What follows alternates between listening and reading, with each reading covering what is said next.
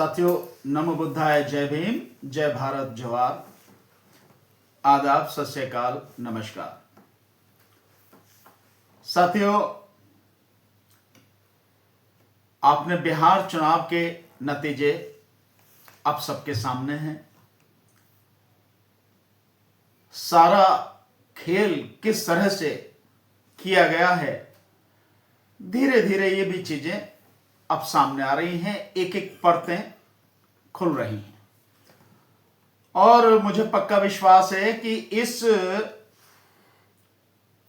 चुनाव की तमाम वो परतें जिनके माध्यम से इस चुनाव को इस हालात में पहुंचाया गया है, बीजेपी को जिताया गया है, ये सारी चीजें एक एक करके सबके सामने आएंगी। इस देश में ऐसे बहुत ही संवेदनशील लोग हैं, देशभक्त लोग हैं, बहुत गुणी और ज्ञानी लोग हैं, जो लगातार चुनाव आयोग के माध्यम से बीजेपी द्वारा, ये यूं कहें कि मोदी और शाह की जोड़ी के द्वारा जो बेईमानी की जा रही है, लोकतंत्र और संविधान की हत्या की जा रही है,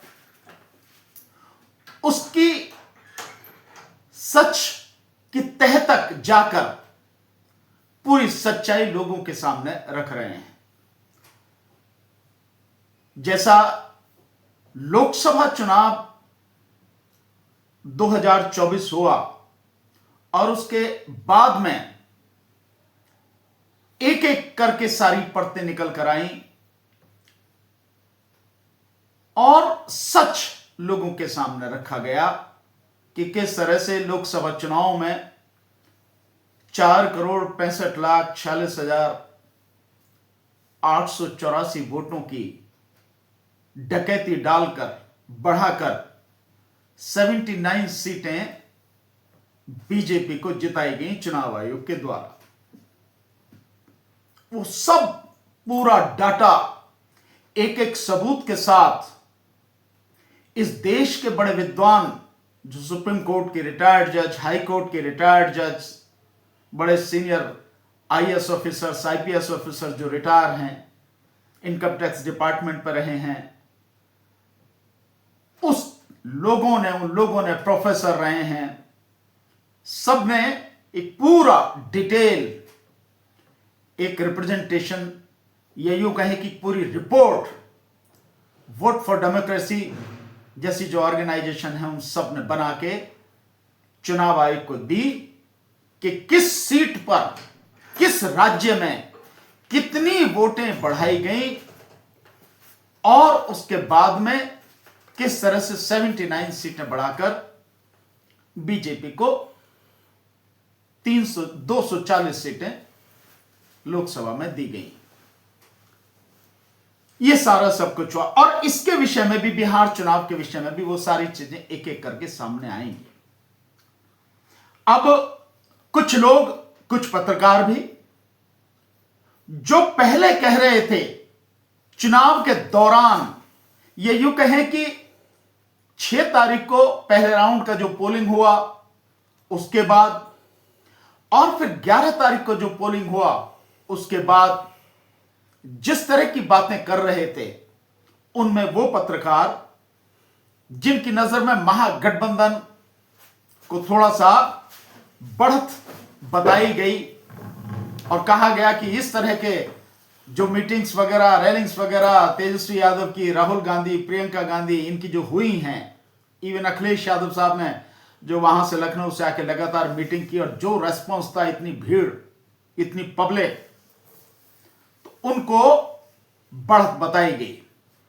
लेकिन अभी जब चुनाव का परिणाम 14 तारीख को आ चुका है और बीजेपी और नीतीश को, एनडीए को इतना जबरदस्त बहुमत दिया गया है, तो अब वो पत्रकार भी अलग अलग तरह के आर्गुमेंट दे रहे हैं।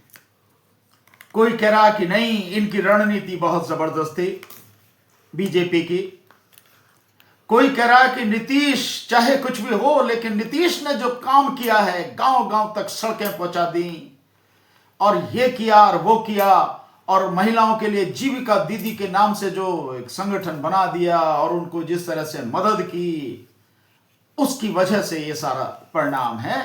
और नीतीश ने दिखा दिया कि चाहे कोई उन्हें कहता रहे कि नीतीश अब मुख्यमंत्री के लायक नहीं है, लेकिन उन्होंने दिखा दिया कि उनका दबदबा आज भी बिहार में है। और कोई कह रहा है कि 1.5 करोड़ महिलाओं के खाते में जो 10,000 रुपए पहुंचाए गए, और इसके साथ साथ जो विधवा पेंशन है, वृद्धावस्था पेंशन है, वो 300 350 से बढ़ाकर 1100 की गई। ये उसका नतीजा है। 30,000 करोड़ रुपए जो इस तरह से बांटे गए। कोई कह रहा है कि तेजस्वी यादव ने जिस धुआंधार तरीके से प्रचार किया और उसमें जिस तरह से सैकड़ों गाड़ियों पे, स्कूटरों पे, मोटरसाइकिल पे, और उनके समर्थक जो लेके निकलते थे, खूब हुड़दंग जो मचाते थे, उससे लोग घबराए हुए थे। दूसरे लोग कहते थे कि देखो ये तो अभी तो कुछ चुनावी चल, जीते नहीं है, अभी से ये हाल है, अगर ये जीत जाएंगे तो क्या हाल होगा। ये बातें कही जा रही हैं। कोई कह रहा है कि इनके घर में ही आपस में फूट थी, तेज प्रताप अलग, तेजस्वी अलग, अलग अलग तरीके से सारी बातें की जा रही हैं। और कोई कह रहा है कि एसआईआर का कोई प्रभाव नहीं, राहुल गांधी को पूरी तरह से लोगों ने नकार दिया। और कांग्रेस तो थी नहीं, कहीं कांग्रेस का कोई संगठन नहीं, कुछ नहीं, कुछ भी नहीं, तो कहां से जीतते। तरह तरह के तर्क दिए जा रहे हैं, तरह तरह के। लेकिन क्या यह हार का कारण है? मैं नहीं जानता कि लोग किस तरह से सोचते हैं, समझते हैं, क्या उनका तरीका है, क्या वो कह रहे हैं, कल क्या कह रहे थे, आज क्या कह रहे हैं। पर मैं इतना जरूर जानता हूं कि ये चुनाव आयोग द्वारा की गई बेईमानी के अतिरिक्त और कुछ नहीं है। और चुनाव आयोग की बेईमानी क्या है, उसको अगर हमने आंख पे पट्टी बांध ही रखी है, तब तो आप बांध रही है, तब तो आप कुछ देखना ही नहीं चाहते हैं, तब तो आप कुछ देख ही नहीं सकते हैं। पर अगर आपने आंखों से पट्टी नहीं बांधी हुई है, आपका दिमाग अभी भी सोचने समझने के काबिल है, आप अभी भी सच और सही जानना चाहते हैं, तो आज पूरे चुनाव का आकलन बहुत तरीके से करेंगे, या जो लोग कर रहे हैं उनको ध्यान से समझेंगे, जानने का प्रयास करेंगे। मैं कुछ चीजें बता रहा हूं जो मेरी समझ में मैं मानता हूं कि यह सारा चुनाव जो हुआ है, इसके पीछे, इस जीत के पीछे असली कारण क्या है, और यह जो बिहार में हुआ है, यह कहां तक के लिए इस देश के लोगों को, इस देश की जनता को, इस देश के राजनीतिज्ञों को, इस देश के लिए अच्छा सोचने वालों को संकेत है, इशारा है, वो भी मैं आपको बताता हूं। साथियों, बहुत शुरू से ये मैं लगातार कई चैनल्स पे बताता रहा हूं, मीडिया में, सोशल मीडिया पे बताता रहा हूं। मैं ये चीजें आपके सामने बहुत तरीके से रखने का प्रयास करता हूं। अगर मेरी बात से आप सहमत ना हो तो निश्चित रूप से बताइए कि और क्या चीज है, या हम कहां गलत हैं, कहां हम सही नहीं हैं।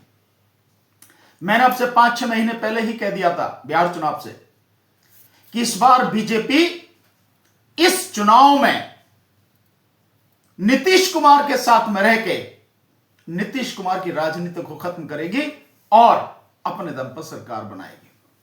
आज स्थिति वही है। नीतीश कुमार चाहे भी, या विपक्ष भी पूरा चाहे तब भी अब सरकार नहीं बनती। तो इतनी सारी सीटें, 85 सीटें लेकर भी नीतीश कुमार जी कहां हैं? राजनीति कहां है उनकी? लगभग खत्म। तो ये जो सब कुछ हुआ है, बहुत प्लान के तहत, बहुत तरीके से सब कुछ किया गया है।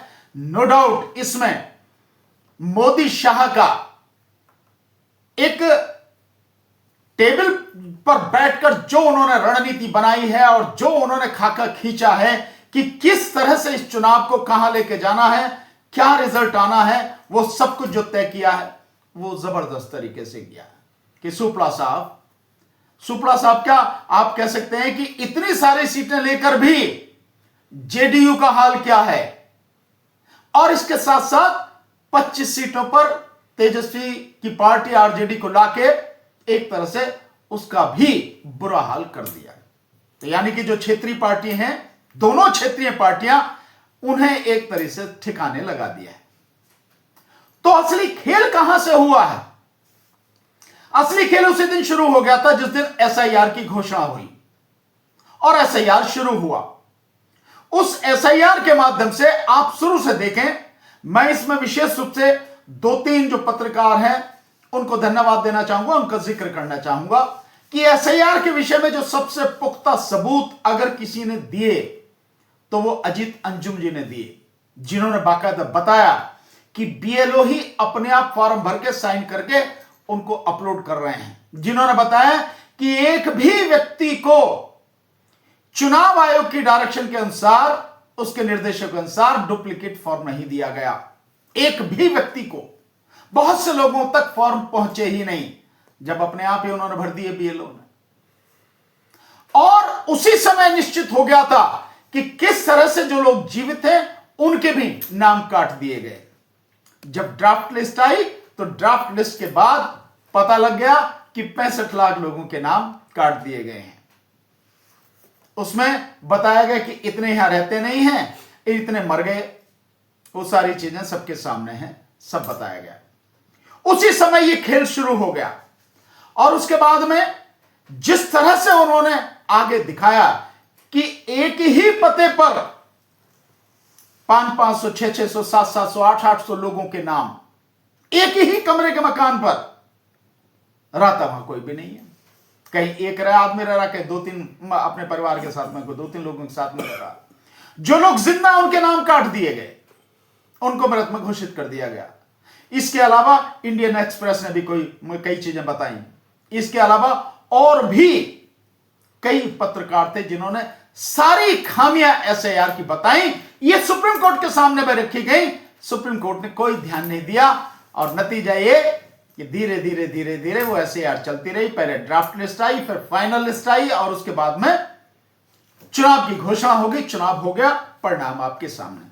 तो एक सवाल मेरा कि जो एसआईआर के माध्यम से नई वोटर लिस्ट बनाई गई, वो वोटर लिस्ट सही नहीं थी।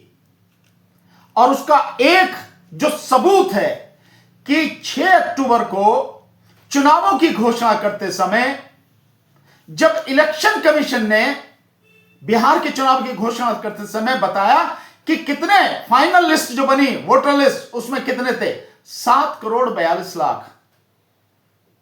और 11 तारीख को जब उन्होंने अपनी प्रेस रिलीज जारी की, उसमें बताया 7,45,26,000 कुछ मतदाताओं ने इसमें भाग लिया। तो ये 3.25 लाख वोटर कहां से बढ़ गए?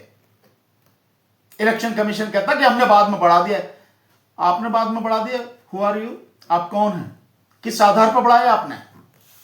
क्या आपने इसकी जानकारी पॉलिटिकल पार्टीज को दी? आपने क्या ये बढ़ाए गए, किस तरह से बढ़ाए गए, इसकी जानकारी पब्लिक की आपने?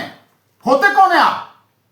जब आपने एक बार फाइनल लिस्ट बना दी तो आप फाइनल लिस्ट बनाने के बाद में 3.25 लाख वोटर कैसे बढ़ा रहे हैं आप? नंबर 2, जो आपने ये वोटर लिस्ट आपने बनाई, फाइनल वोटर लिस्ट बनाई, जो 65 लाख लोग आपने उनको जो हटा दिया, वोटर को हटा दिया, आपके पास में नए जो फॉर्म आए, नई एप्लीकेशन जो आई, वो आपके पास में 16 लाख आई। और जो नए वोटर जोड़े गए वो 21 लाख वोटर जोड़े गए। जब आपके पास में आए ही 16 लाख, एप्लीकेशन आपके पास में 16 लाख आई, तो आपने 21 लाख वोटर कैसे जोड़ दिए? कहां से जोड़ दिया आपने? उनके फॉर्म कहां से आए? आपने बताया? आपने बताया? किसी को भी बताया? इलेक्शन कमीशन ने नहीं बताया कि वो सब कहां से आए, कैसे आए। तो क्या वो 3.25 लाख वोट हैं? और ये 5 लाख वोटें, क्या ये फर्जीवाड़ा नहीं है, फर्जी वोटर नहीं है? उनके अलावा जिन लोगों के जिंदा होते हुए नाम काट दिए गए, मरे हुए में डिक्लेयर कर दिया गया लाखों की संख्या में, यह फर्जीवाड़ा नहीं है? और इसके साथ साथ में जो सबसे बड़ा, इलेक्शन कमीशन को चुल्लू भर पानी में डूब के मर जाना चाहिए, इस ज्ञानेश कुमार गुप्ता को, एस एस संधू को और एक और जो अभी नया बना है, इन तीनों को चुल्लू भर पानी में डूब के मर जाना चाहिए। जो आचार संहिता लागू होने के बाद महिलाओं के, बिहार की महिलाओं के खाते में पैसे गए हैं। आचार संहिता ये सीधी सीधी रिश्वत है, ये वोट के लिए रिश्वत है। और वोट के लिए अगर रिश्वत दी जा रही है, वो भी सरकारी खजाने से, पब्लिक के पैसे से दी जा रही है, टैक्स पेयर के पैसे से दी जा रही है, तो क्या केवल यही आधार काफी नहीं है इस चुनाव को इनवैलिड घोषित करने के लिए? या उसी समय यह चुनाव रोक नहीं देना चाहिए था? या जो पैसा ट्रांसफर किया जा रहा था उस पर रोक नहीं लगा देनी चाहिए थी इलेक्शन कमीशन को? लेकिन 1.5 करोड़ महिलाओं के खाते में 10-10 हजार रुपए ट्रांसफर करने के लिए घोषणा की गई और चुनाव से पहले 21 लाख, जो आचार संहिता लागू हुई है, चुनाव की डेटों की जिस दिन तारीखों की घोषणा हुई है, उससे पहले केवल 21 लाख महिलाओं के खाते में 10-10 हजार रुपए डाले गए और बाकी जो महिलाएं हैं उनके खाते में चुनाव के दौरान, जिस समय इलेक्शन चल रहा है, उस समय ये पैसे डाले जा रहे हैं और बाकायदा पैसे डालते समय सरकार द्वारा घोषणा की जा रही है, सबको मालूम है, इलेक्शन कमीशन को भी मालूम है, तो रोका क्यों नहीं गया? क्या ये एक पार्टी के लिए इलेक्शन कमीशन द्वारा बिछाई गई बिसात नहीं है? ये यूं कहो कि बिसात जो है वो पॉलिटिकल पार्टी ने, मोदी, शाह एंड कंपनी ने बिछाई, नीतीश कुमार ने बिछाई और उसने पूरी तरह से उनको सपोर्ट किया, करने दिया, करो आप। इलेक्शन कमीशन ने तो कैसे करने दिया? और इसके साथ साथ ये सारे सबूत सामने आए कि बीजेपी और आरएसएस के जो कार्यकर्ता हैं, वो कार्यकर्ता दिल्ली में वोट डाल रहे हैं, हरियाणा, उत्तर प्रदेश में वोट डाल रहे हैं, उत्तराखंड में वोट डाल रहे हैं और वही लोग वहां जाके बिहार में वोट डाल रहे हैं। कुछ जो जाने पहचाने चेहरे हैं वो सबके सामने आ गए, जिन्होंने उंगली दिखाया और सोशल मीडिया के साथियों ने उनकी उंगली जो पहले दिखा रखी थी, उन्होंने यहां वोट डाले में, इसी साल के में, या उत्तराखंड के में, या जो दिल्ली के में, वो फोटो लगा के दिखा दिया गया। तो कहां से है ये? क्या ये कारण, यही एक सबूत काफी नहीं था बेईमानी का? लेकिन ये सबूत काफी क्यों होगा? क्योंकि उनको वोटर किसने बनाया? उनको वोटर तो चुनाव आयोग ने बनाया ना। और क्यों बनाया भाई? ये तो वो नोन चेहरे थे। इसके अलावा लाखों की संख्या में बीजेपी और आरएसएस के और इनके जो संगठन है, सह संगठन है, उनके कितने ही कार्यकर्ता होंगे जिनको वहां वोटर बनाया गया, जिन्होंने वहां वोट डाले जाके। क्या यह बेईमानी नहीं है? जो बिहार के बाहर भी वोटर हैं और वहां भी हैं। और यही नहीं, ये सारी चीजें जो चलती रही हैं, इसके अलावा सुप्रीम कोर्ट के जो एडवोकेट हैं, श्री कपिल सिब्बल साहब, जो सुप्रीम कोर्ट बार के प्रेसिडेंट भी रहे हैं, राज्यसभा सांसद भी, उन्होंने 4 ट्रेनों का तो बाकायदा दिखाया उन्होंने कि हरियाणा से जो 4 ट्रेनें हैं वो किस तरह से भर के गई हैं। और बीजेपी के कार्यकर्ता, डिस्ट्रिक्ट लेवल के जो पदाधिकारी हैं, उन्होंने उन सब की लिस्ट बना के उनको भेजा और उनसे जब इंटरव्यू लिया गया तो उन्होंने कहा कि हाँ, ये सब जो है हमारे लिए व्यवस्था, आने जाने की, खाने खर्चे की सारी व्यवस्था जो है बीजेपी ने की, हम बीजेपी को वोट डालने जा रहे हैं। 4 की तो बात उन्होंने की, 4 ट्रेन की, जिसमें 6000 लोगों की बात हो रही है। हकीकत में जो बात अब निकल कर आ रही है, ऐसा कहा जा रहा है कि 50 लाख लोग देश के भिन्न भिन्न इलाकों से, अलग अलग प्रदेशों से वोट डालने के लिए वहां भेजे गए, बिहार में भेजे गए। तो इस तरह से इस पूरे चुनाव को चुनाव आयोग की मदद से मोदी शाह एंड कंपनी ने जीतकर, बेईमानी से जीतकर बिहार में जीत हासिल की है।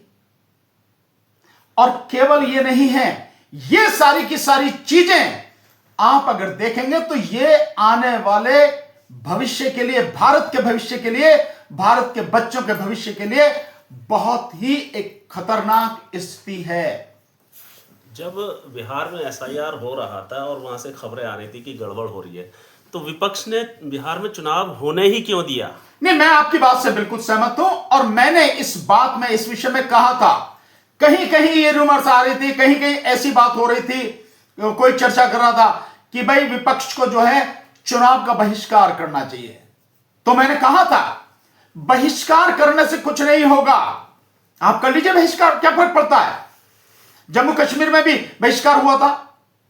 आप बहिष्कार करेंगे, वो नकली पार्टियां, जब चुनाव आयोग उनकी जेब में है, चुनाव आयोग उनके गुलाम है, उनके लिए काम करता है, वही चुनाव आयोग में नकली पार्टियां, फर्जी पार्टियां, कई पार्टियां रजिस्टर कराएंगे, वही पार्टियां बिहार में जाके चुनाव लड़ेंगे। बीजेपी के ही लोग होंगे, उन्हीं के लोग होंगे, वो खड़े हो जाएंगे, निर्दलीय हैं वो खड़े हो जाएंगे और चुनाव हो जाएगा, कोरम पूरा हो जाएगा। आप करते रहिए बहिष्कार। बहिष्कार करना हल नहीं है। और मैंने इसलिए उस समय कहा था कि चुनाव का बहिष्कार नहीं, बल्कि विपक्ष को पूरी ताकत के साथ में लड़ना चाहिए इस बात के लिए कि हम किसी कीमत पर बिहार में चुनाव नहीं होने देंगे। अगर इस बात का आह्वान किया गया होता, अगर इस बात के लिए लड़ाई लड़ी गई होती, जिस तरह से राहुल गांधी जी ने, तेजस्वी ने, जिस तरह से उनकी पूरी टीम के लोगों ने वोट चोरी के विषय में, वोट चोरी को लेकर पद यात्रा की, वहां पे यात्रा की, बिहार में कई जिलों की यात्रा की, अगर उस आंदोलन को इस तरह से किया जाता कि न केवल वोट चोरी हो रही है, और वोट चोरी हो रही है इसलिए हम चुनाव होने नहीं देंगे बिहार में, चाहे जो हो जाए, और हर जिले में जबरदस्त, क्योंकि उनके पास पब्लिक की कमी नहीं है, लोग उनके पास बहुत बड़ी तादाद में है, बहुत बड़ी संख्या में है। बिहार की जनता बहुत बड़ी संख्या में राहुल गांधी जी के साथ में, तेजस्वी यादव जी के साथ में है। तो जब इनके साथ में है तो इन्हें उस तरह से आह्वान करना चाहिए, और भी कुछ नहीं तो सिंपल, अगर मैं कहूं कि 1 करोड़ वोटर तो हैं ही उनके साथ में, 1 करोड़ वोटर में से अगर 25 लाख लोग सड़क पर निकल के आ जाएं, सरकार की, चुनाव आयोग की किसी की हिम्मत नहीं है कि उस जनता के खिलाफ चली जाए, किसी की हिम्मत नहीं है। तो चुनाव का बहिष्कार न तो अब करना था और ना ही आगे करना है। बहिष्कार नहीं करना है, चुनाव ही नहीं होने देना। लड़ाई इस लेवल पर इस तरह से, और यह लड़ाई होनी चाहिए। खबर ये आ रही है कि विपक्ष सुप्रीम कोर्ट की तरफ रुख करना चाह रहा है। मैं कह रहा हूं, अगर आप जाना चाह रहे हैं तो चले जाओ। अगर आपने जो है जानबूझकर कुएं में डूब के मरने की ही सोच रखी है विपक्ष ने, तो बिल्कुल सुप्रीम कोर्ट जाए। क्या जो विपक्ष है, जो सुप्रीम कोर्ट जा रहा है, क्या उसे इस बात से समझ में नहीं आ रही है कि एसआईआर को लेकर जो 12-14 पिटीशन जितनी भी हैं, वो जिस दिन एसआईआर की घोषणा करी गई उसके बाद में वो पिटीशन लगाई गई, और उस पिटीशन पर आज तक कुछ नहीं हुआ। एक तरफ सुप्रीम कोर्ट ने कहा कि अगर कहीं गलती पाई गई तो हम जो है इस चुनाव को, इस एसआईआर को रोक देंगे। तो अब तो इससे बड़ी गलती और क्या, इससे बड़ी जो है धांधली और क्या होगी, इससे बड़ी गड़बड़ी क्या होगी, अब सामने है। सो ये कहते कहते सुप्रीम कोर्ट ने बाकायदा तरीके से चुनाव आयोग द्वारा किए जा रहे सारे गड़बड़ घोटाले को, धांधली को, फर्जीवाड़े को एक तरह से सपोर्ट किया, और डेट पर डेट, डेट पर डेट, डेट पर डेट देकर, तारीख पे तारीख, तारीख पे तारीख देकर चुनाव आयोग को अपना काम करने दिया। तो सुप्रीम कोर्ट सरकार के साथ काम कर रही है। बिल्कुल, इससे और क्या साबित होगा। और मैं आपको और उदाहरण देता हूं। तो जब ये एसआईआर के समय में हो गया, और अभी भी 44 पार्टियों ने, 42 या 44 पार्टियों ने, जो तमिलनाडु से हैं, स्टालिन साहब की भी पार्टी उसमें है, उनके डीएमके के नेतृत्व में, और उनके साथ मिलकर फिर एसआईआर पर पिटीशन डाली है। तो क्या हुआ है उसमें डेट लग गई अब, और डेट लगने के बाद क्या होगा, फिर डेट लगेगी और फिर डेट लगेगी। इतने में एसआईआर हो जाएगा, ड्राफ्ट लिस्ट आ जाएगी, उसमें सारा फर्जीवाड़ा सामने आ जाएगा। उसके बाद फर्जीवाड़े को सुप्रीम कोर्ट को दिखाया जाएगा। सुप्रीम कोर्ट उस पर भी कुछ नहीं करेगी, आंख मीच के बैठी रहेगी, कहती हाँ देखेंगे। फिर यही कहेगी अगर धांधली पकड़ी गई, गड़बड़ी पकड़ी गई तो हम पूरी जो एसआईआर को रद्द कर देंगे। करेगी कुछ नहीं। और फिर उसके बाद में चुनावों की घोषणा हो जाएगी, चुनाव हो जाएंगे, रिजल्ट आ जाएगा, सरकार बन जाएगी और ये पिटीशन बेकार हो जाएंगे। लेकिन विपक्ष तो इस बार में खुश था कि चुनाव जो बहुत अधिक मात्रा में हुआ है बिहार में, तो वो तो खुश था कि ज्यादा चुनाव वो होने से हमें फायदा होगा और हमारी सरकार बनेगी। नहीं, उसका खुश होना अपनी जगह बिल्कुल ठीक था। विपक्ष हारा नहीं है, विपक्ष को हराया गया है। विपक्ष का खुश होना अपनी जगह सही था। हालांकि चुनाव में बहुत सारी चीजों को ध्यान में रख के चलने की जरूरत, बट विपक्ष खुश था, यह सही बात थी। वो खुश क्यों था? जो वोट चोरी के खिलाफ यात्रा निकाली गई, पूरी दुनिया ने देखा कितना जबरदस्त उसको सपोर्ट मिला, समर्थन मिला, और कितनी पब्लिक, कितनी भीड़ साथ में थी। इसके बाद में जो चुनाव हुआ और चुनाव में जो रैलियां हुई, एक एक दिन में 17-17, 18-18 रैली तेजस्वी यादव कर रहे हैं और हर रैली में जबरदस्त भीड़ है, युवाओं की भीड़ है। युवा विश्वास कर रहे हैं उन पे, और वो जानते हैं कि जब पहले जो है 17 महीने रहे, उसमें जितनी नौकरियां दी, अब जो ये बात कह रहे हैं नौकरी देने की, उस पर विश्वास करके चल रहे थे, इसलिए इतनी भीड़ आ रही थी निकलकर उनकी रैलीज में। राहुल गांधी जी, प्रियंका जी, उन सबके रैली में भीड़ आ रही थी, लगातार भीड़ आ रही थी। तो उनका खुश होना बिल्कुल सही था, उसी हिसाब से था। लेकिन ये चुनाव आयोग के माध्यम से जो बेईमानी और धांधली की गई, ये परिणाम वो है। जहां तक अभी मैं सुप्रीम कोर्ट की बात अभी आप कह रहे, एक तो उदाहरण मैंने दिया एसआईआर का, आप पिछले 3-4 उदाहरण और देख लीजिए। क्या कर रही सुप्रीम कोर्ट? सरकार के साथ कैसे खड़ी है, आप उदाहरण से समझे। महाराष्ट्र की जो सरकार गिराई बीजेपी ने, उसके विषय में सुप्रीम कोर्ट ने उस मैटर को डिसाइड करते हुए कहा कि यह पूरी तरह से असंवैधानिक है, गैर कानूनी, गैर संवैधानिक काम किया गया है। लेकिन सरकार को बर्खास्त नहीं किया, और सुप्रीम कोर्ट के मतलब बेईमानी से बनाई हुई सरकार सुप्रीम कोर्ट के फैसले के बावजूद भी पूरा अपना जो कार्यकाल है वो पूरा करके खत्म हुई वहां से। ठीक इसी तरह से इलेक्टोरल बॉन्ड जो थे, उसमें ये सबके सामने आ गया कि 16,500 करोड़ रुपए इलेक्टोरल बॉन्ड के माध्यम से, जो इलेक्टोरल बॉन्ड गैर कानूनी, गैर संवैधानिकता सुप्रीम कोर्ट कह रही है, उसके माध्यम से लिए गए। तो किया क्या आपने? जब आपके सामने, जब स्टेट बैंक ऑफ इंडिया को कहा, उसको टाइप किया, तो उसने सारा डाटा दिया कि किस किस ने इलेक्टोरल बॉन्ड लिए। उसके बाद इलेक्शन कमीशन ने अपनी वेबसाइट पर डाला, फिर उसकी जो है गहन जांच पड़ताल पत्रकारों ने की, और निकल के आ गया एक एक चीज का कि किस किस कंपनी से कितने कितने पैसे इलेक्टोरल बॉन्ड के माध्यम से लिए और उनको कितने का धंधा दिया। सब कुछ निकल के आ गया। और ये सब कुछ किसने किया? इस देश के प्रधानमंत्री ने। सब कुछ हुआ क्या, किया क्या? सुप्रीम कोर्ट ने किया क्या? अरे जब आपको पता लगे कि देश का प्रधानमंत्री बेईमान है, देश का गृह मंत्री, ये सरकार जो है बेईमान है, तो जब बेईमानों के खिलाफ आपने काम क्या किया? आपने क्या एफआईआर कराई? आपने क्या प्राइम मिनिस्टर को अरेस्ट करने के, जेल में डालने के आदेश दिए? नहीं दिए ना आपने। तो आपने ये तो कह दिया कि हाँ ये बेईमान है, ये दिखा दिया, आपने कहा नहीं। लेकिन आपने जो काम किया उससे दिख गया इलेक्टोरल बॉन्ड के माध्यम से सरकार बेईमान है और प्रधानमंत्री बेईमान है। पर उस बेईमान के खिलाफ, जिसके खिलाफ आपको कानूनी कार्रवाई करनी चाहिए थी, नहीं की आपने। ठीक इसी तरह से आपने इलेक्शन कमीशन में चीफ जस्टिस ऑफ इंडिया को होना चाहिए, इलेक्शन कमिश्नर जो नियुक्त करते समय, पर एक लाइन नीचे लिख दी कि सरकार चाहे तो इसे बदल सकती है कानून को। सरकार ने बदल दिया, तो दिया क्या कुछ जजमेंट? क्या इन सब चीजों से नहीं लगता कि सुप्रीम कोर्ट देश की सरकार के साथ खड़ी हुई है, मोदी शाह के साथ में खड़ी हुई है? पूरे देश में एसआईआर हो रहा है, और ये जो बिहार मॉडल जो निकल के आया है, ये क्या यूपी में और पश्चिम बंगाल में, तमिलनाडु में, आसाम में, ये जो एसआईआर के माध्यम से बीजेपी कार्यकर्ताओं के और आरएसएस के लोगों के जो डबल ट्रिपल वोटें बनी हुई हैं, तो ये फैक्टर अब इन स्टेट्स में भी काम करेगा? बिल्कुल करेगा।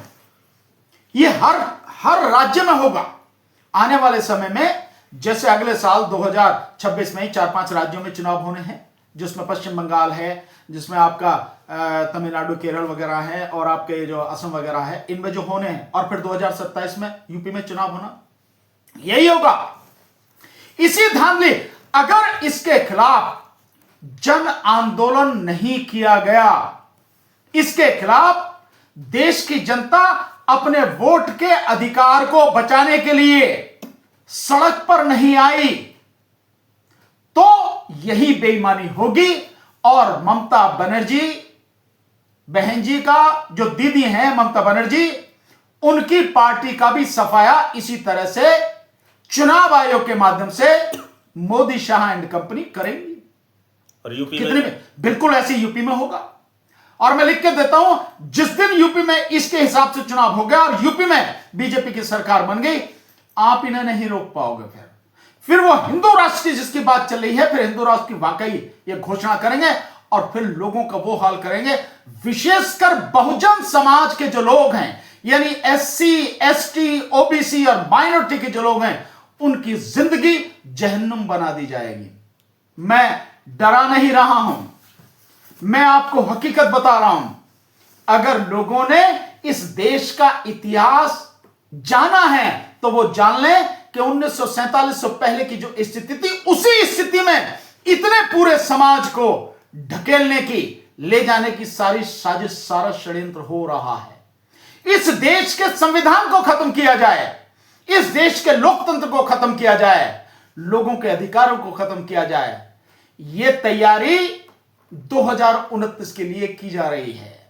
और 2029 के लिए ही वन नेशन वन इलेक्शन का बिल तैयार किया गया है, जिसके माध्यम से इस देश में लोकसभा और सभी राज्यों की विधानसभाओं का चुनाव करा के, लोकसभा में 400 सीट लाके और आधे से अधिक राज्यों पर अपनी सरकार बना के बीजेपी इस देश के संविधान के माध्यम से, जो संविधान में अनुच्छेद 368 है, 368, आर्टिकल 368, उसके माध्यम से संविधान में संशोधन करके इस देश के संविधान को खत्म करेगी। याद रखना मेरी बात, इसी के लिए सब कुछ किया जा रहा। इसलिए चुनाव का बहिष्कार नहीं, और अब चुप बैठना नहीं, इलेक्शन कमीशन को इस सीट से उतारा जाए, उसके खिलाफ मुकदमा करा जाए। जितने भी हों और जितने भी अधिकारी इस समय शामिल हों, सबके खिलाफ मुकदमा हो इसके लिए, और SIR खत्म हो, बंद हो, और इस देश में कोई चुनाव जब तक न होने दिया जाए, जब तक ये सब कुछ ठीक ना हो जाए, इसके लिए देश की जनता को आंदोलन करना पड़ेगा। करेगी तो देश और देश के बच्चों का भविष्य बच जाएगा, नहीं करेगी तो तबाही सब अपनी आंखों से देखेंगे। तो 2024 में जो इनको झटका लगा था लोकसभा में बीजेपी को, उसको पूरा करने के लिए ये सारा धांधली की जाएगी। और 2029 में क्या 400 का आंकड़ा रहेगा? 100%। उसे चाहे इस बार कहे नहीं, लेकिन आंकड़ा वही रहेगा, क्योंकि उन्हें मालूम है कि संविधान में संशोधन की जो प्रक्रिया है, जो अनुच्छेद 368 में दी गई है, उसमें जो संशोधन किया जाता है, और उसमें सब क्लॉज 2 में जो सारी व्यवस्था दी गई है कि इन चीजों में, अगर इन बातों में संशोधन करना होगा तो उसके लिए संसद के दोनों सदनों में, अलग अलग सदन में उनका बहुमत, जितनी कुल सीटें हैं उनका बहुमत, और साथ में 2/3 बहुमत उनका जो वोटिंग करेंगे, जो उसमें हिस्सा लेंगे, और इसके साथ में आधे से अधिक यानी 15 राज्यों का समर्थन चाहिए, और 15 राज्यों का भी समर्थन वहां की विधानसभाओं द्वारा पारित प्रस्ताव जब मिलेगा तभी उसमें संशोधन होगा। और उस संशोधन में क्या है यह भी जान लें, यह भी समझ लें। संशोधन में है कि केंद्र की शक्तियों का विस्तार कहां तक किया जाए, तो केंद्र की शक्तियों के विस्तार के विषय में है। राज्य की शक्तियों का विस्तार, उनको कैसे कंट्रोल किया जाए, राज्य की शक्तियों का। इस देश की सुप्रीम कोर्ट, इस देश की हाई कोर्ट, इनके विषय में प्रावधान है, ये कैसे काम करते हैं। तो इनको, न्यायपालिका को पूरी तरह से खत्म किया जाए क्योंकि जब राजतंत्र होगा तो वो तो थानों से चलता है, राजतंत्र के लिए न्याय अदालतों की तरफ तो है नहीं। तो कैसे न्यायपालिका को खत्म किया जाए या बिल्कुल गुलाम बना दिया जाए, वो संशोधन, उसके लिए इनकी व्यवस्था इनकी जरूरी है। साथ में जो केंद्र के विषय हैं, यानी जो 7th शेड्यूल 7वीं अनुसूची है, उसमें जो दिया गया है कि केंद्र किन विषय पर कानून बना सकता है, राज्य किन विषयों पर कानून बना सकता है, और केंद्र और राज्य किन किन विषयों पर कानून बना सकते हैं, और जहां केंद्र का कानून किसी विषय पर होगा वहां राज्य का कानून वहां तक माना नहीं जाएगा। यह संवर्धित सूची में जो है, इस सबको हाथ में करने के लिए या इस सबको बदलने के लिए या पूरी तरह से केंद्र के कंट्रोल में लेने के लिए संशोधन किया जाएगा। और ये सारे के सारे वही संशोधन हैं। और इस जो आर्टिकल 368 है, इसकी भी संशोधन की जो प्रक्रिया है उसको भी कैसे किया जाएगा, वो भी उसी में है। और किस तरह से आपके जो मौलिक अधिकार हैं उनको खत्म किया जाएगा, उसके विषय में। ये सारी की सारी चीजें जो हैं, ये सब उसी के माध्यम से हैं, तभी होगा ये सारा। इसलिए संवैधानिक तरीके से इस देश के संविधान को खत्म करने के लिए बीजेपी ये सारे काम कर रही है। और इसीलिए चुनाव आयोग उन्होंने एक गुलाम बनाया है, और इस गुलाम को वन नेशन वन इलेक्शन का जो बिल आ रहा है उसके माध्यम से अथाह ताकत देने की बात की जा रही है। यहां तक कि अगर किसी विधानसभा को भंग करना पड़े तो उसके लिए भी ताकत चुनाव आयोग को दी जा रही है। क्योंकि 2029 में जब लोकसभा चुनाव होगा उस समय सभी विधानसभाओं के चुनाव नहीं होंगे, बहुत सी विधानसभाओं का टेन्योर ही पूरा नहीं होगा।